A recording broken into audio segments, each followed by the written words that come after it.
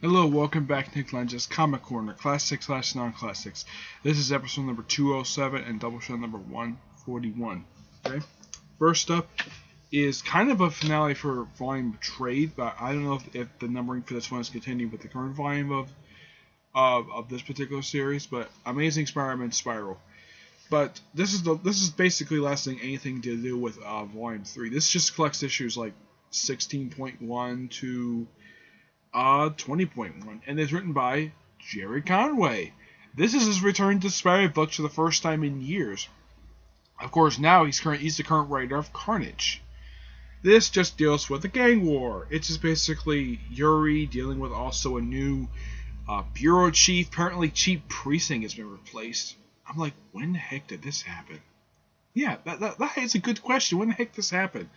I mean, everybody who appears in this cover does appear in the book. You have Tombstone, Hammerhead, The Circus of Crime, Black Cat, and Mr. Negative.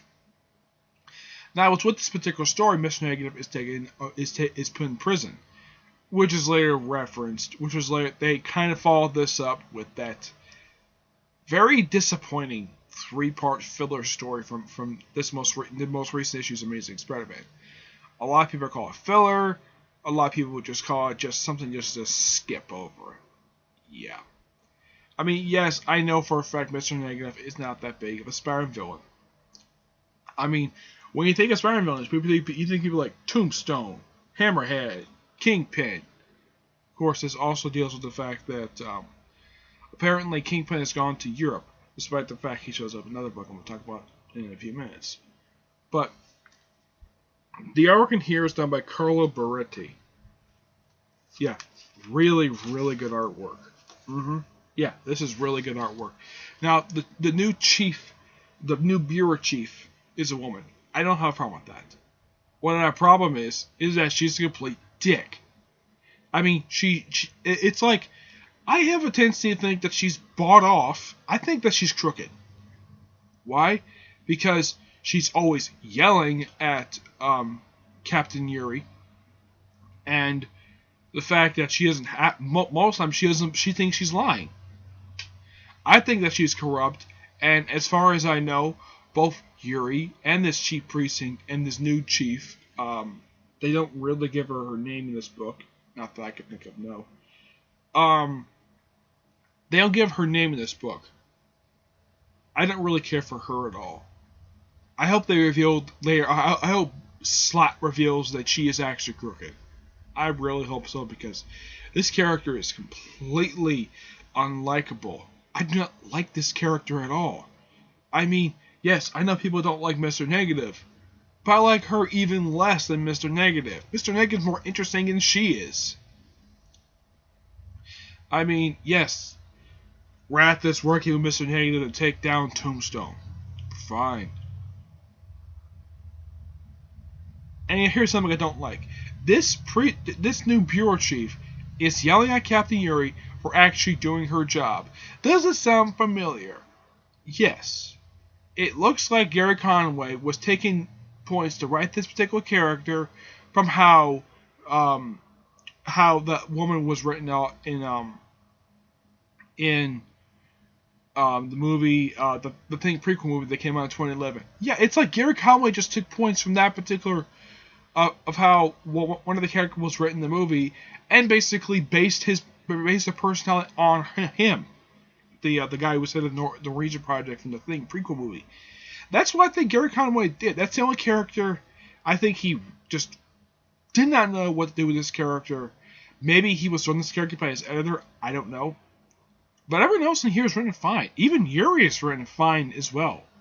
I mean, I like the fact this is kind of like a Yuri. This is like a Yuri solo story with. I mean, yes, it's called Amazing Spider-Man, but it's all about Yuri.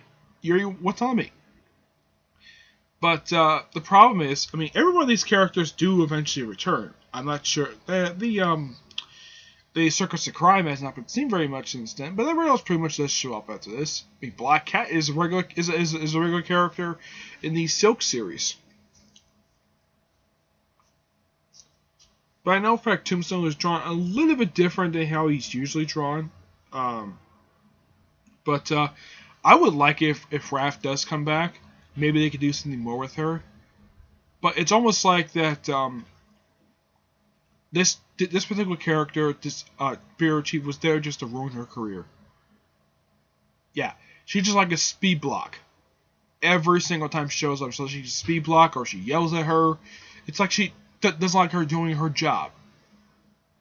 You know what and Yuri points out this bureau chief is a paper pusher, a bureaucrat, somebody who is not experienced dealing with this stuff, and yet she just want to do her job. And yet, all the time here when she appears, except for once, she appears in her own uniform. The other time she wears like a dress. I hope somebody does something to this character. Either kill her off, not Yuri, the new bureau chief. Either have her get killed off by a gangster, or reveal the fact that she's crooked. Because this character needs to go away soon in case she ever does come back. Just find a way to get rid of her whenever she comes back. But despite that, this is still a pretty good story. I enjoy reading this. And this has been kind of disappointed with the ending of the story and kind of dragged on. I mean, they could have just called this the Spectacular Spider-Man miniseries. But no, they had to continue the numbering from Amazing Spider-Man Volume 3. They had to do that. I don't know why, though. But this is still really good. I get this issue. I get this trade. I get this one a 9 out of 10. Next up is the final trade that collects issues from Mark Waid's run, Mark Waid and Chris Simone's run on Daredevil. Of course, one of the issues co-written with Mark Guggenheim, the one of the showrunner of Arrow, and currently he's writing Agents of S.H.I.E.L.D. Good series. He's writing the next part for the Avengers standoff storyline. This trade collects issues 15.1 and 16 to 18. 15.1 takes place just before issue 15, where I'm going to admit who actually showed up at the end of that particular trade. But just basically just kind of deal like the early steps of writing the autobiography of Matt Murdock. And here's the thing, as far as I know, this book has never been published at all, because they retconned the fact, because when Charles Shaw came on board, he had the whole thing of Daredevil's identity being publicly known retconned. Apparently his identity is a complete secret once again. He's working for the DA, and him and Foggy Nelson are not speaking to each other, and apparently Foggy is the only one who knows that Matt is Daredevil. Okay. But that's despite that. And then, of course, the character who does return, since I don't want to spoil this with the previous trade, the character who returns, of course, the 15.1 has appearances by Diablo, there's a reference to the Unholy Trio. Let's see here.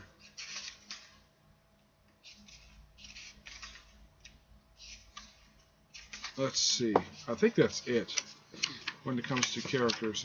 Yeah, that's pretty much it. Of course, you also get appearance by Karen Page. The late Karen Page. Of course, this is years before she passed away. Oh, yeah. And the character who returned is, in fact, the Kingpin.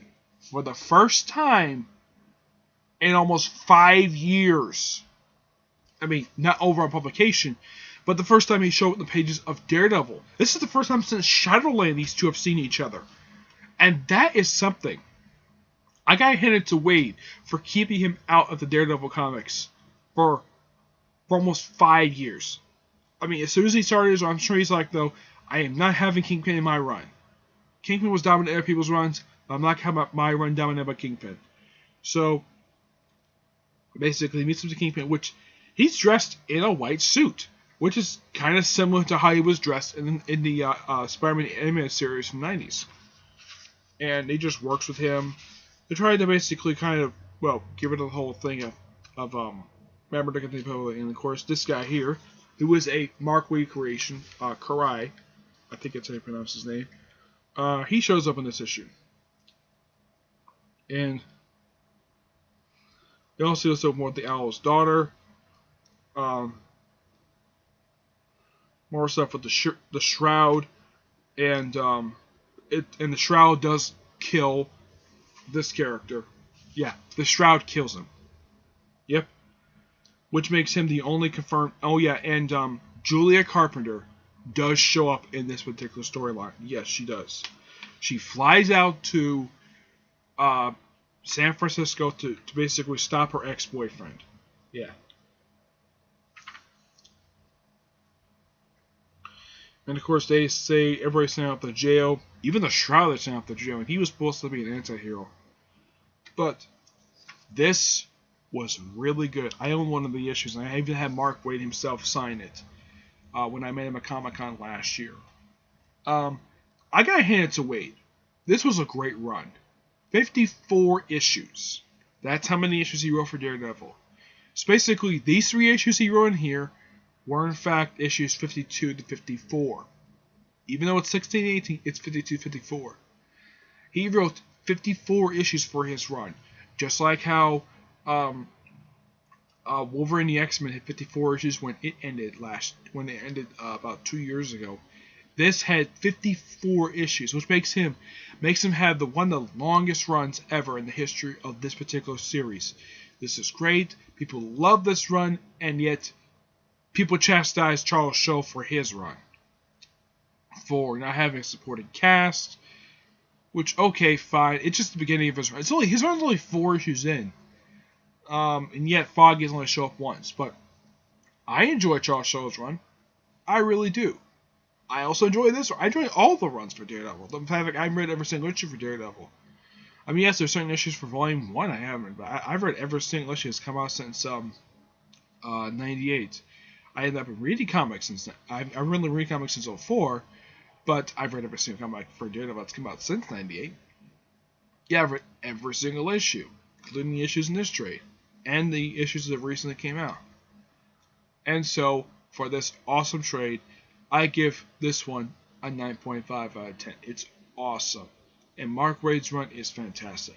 And here's something interesting, though. If you read all 4 of these volumes, it kind of feels like a serialization. Basically, all 18 issues feel like a serialized. It's kind of like a one. It's kind of like how he started his run for the Priest run for Daredevil, where the first 20, I think it was like the first 27 issues was like a complete story arc, in a way. This is kind of the same thing. Basically, when you look at this run, I mean, who's in most of the issues for villains-wise? I mean, you have the Shroud as a villain. You have the Owl coming back, first time in years. I mean, I love the Owl stuff in here. I thought that was really well done. Heck, he brought back the Purple Man. Yes, the Purple Man. A guy who was not shown the page of Daredevil in years. And he's a Stan Lee creation. So, 9.5 out of 10. This is awesome. Alright, stay tuned for the next episode, which will be episode 208 and Doubleshot number 142. Until then, see you there. Bye.